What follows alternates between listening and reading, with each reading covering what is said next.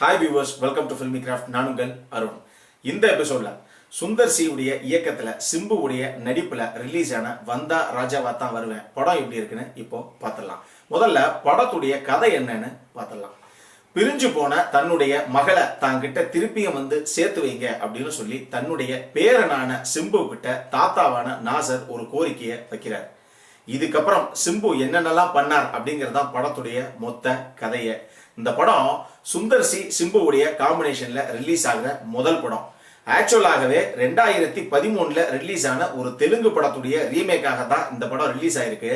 But ஓவராலா படத்தை பார்க்கும்போது யூஸ்வலாக சுந்தர் சீக்குன்னு சொல்லி ஒரு 2-3 டெம்ப்ளேட் இருக்கு. அந்த வழக்கமான டெம்ப்ளேட்ல எடுக்கப்பட்ட ஒரு ஃபேமிலி எமோஷனல் டிராமாவாகத்தான் இந்த படம் எனக்கு தெரியுதே தவிர, இந்த படத்துல இதுவரை பார்க்காத ஒரு முக்கியமான வித்தியாசமான விஷயம் இருக்கு அப்படின்னு எதுல இம்ப்ரெஸ் ஆகி இந்த படத்தை அவர் ரீமேக் வரைக்கும் போனாரு அப்படிங்கிறது எனக்கு தெரியல. இப்போ இந்த படத்துடைய பாசிட்டிவ்ஸ் என்ன, நெகட்டிவ்ஸ் என்னன்னு பார்த்தலாம். படத்துடைய பாசிட்டிவ், முதல் பாசிட்டிவ் சிம்பு. அவருக்கு என்ன கதாபாத்திரம் கொடுக்கப்பட்டதோ அதை ஜஸ்டிஃபை பண்ற அளவுக்கு எல்லா விஷயங்களையும் அவ்வளவு கணக்கச்சிதமாக அவர் பண்ணியிருக்காரு. முக்கியமாக சிம்பு ரசிகர்களை பொறுத்த அளவுக்கு இந்த படத்துல அவர் 2-3 பாட்டுகள் அதுக்கு பட்டைய கிளப்பி டான்ஸ் ஆடி சூப்பராக அமக்கலம் பண்ணியிருக்காருன்னு சொல்லலாம்.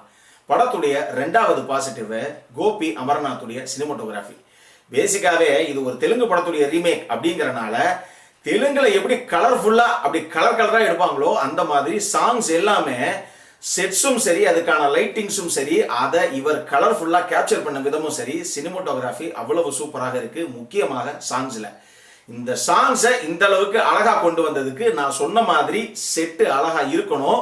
அதுக்கு ஆர்ட் டிபார்ட்மெண்ட்டுக்கும் நிச்சயமாக பாராட்டுக்கள். அவ்வளவு சூப்பராக செட்ஸ் எல்லாம் பண்ணியிருக்காங்க. இப்போ படத்துடைய நெகட்டிவ்ஸ் என்னன்னு பார்த்தலாம்.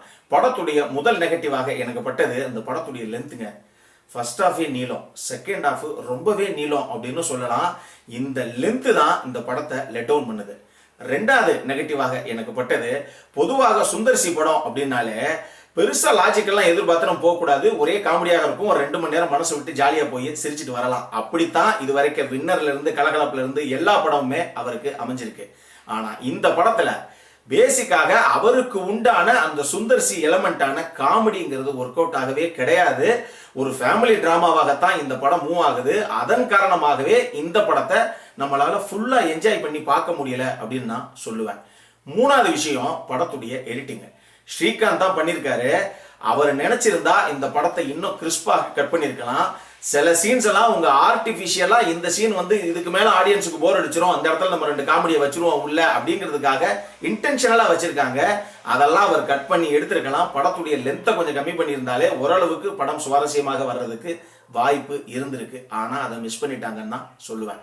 அதே மாதிரி இந்த படத்துல அவ்வளோ பெரிய ஸ்டார் காஸ்டிங், எக்கச்சக்கமான நட்சத்திரங்கள். ஆனா நாசர், ரம்யா கிருஷ்ணன், சிம்பு இந்த 3 கதாபாத்திரத்தை தவிர மற்ற கதாபாத்திரங்கள்லாம் பெரிய அளவுல நம்ம மனசுல நிக்கல அப்படிங்கிறது தான் உண்மை.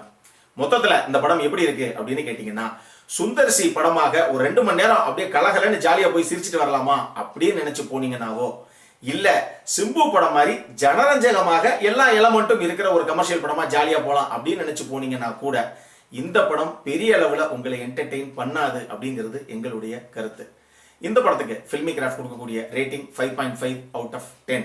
இந்த வீடியோ பிடிச்சிருந்ததுன்னா லைக் பண்ணுங்க. ரொம்ப பிடிச்சிருந்ததுன்னா உங்க ஃப்ரெண்ட்ஸ் எல்லாத்துக்கும் ஷேர் பண்ணுங்க. உங்களுடைய கருத்துக்கள் ஏதாவது இருந்தது அப்படின்னா கீழே இருக்க கமெண்ட் செக்ஷன்ல எங்களுக்கு தெரிவிங்க. வீடியோவை க்ளோஸ் பண்றதுக்கு முன்னாடி சப்ஸ்கிரைப் பண்ணுங்க. சப்ஸ்கிரைப் பண்ணும்போது பக்கத்தில் இருக்க நோட்டிபிகேஷன் பெல் ஐக்கானையும் கிளிக் பண்ணுங்க.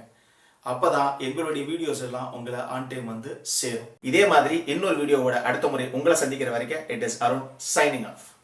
Bye.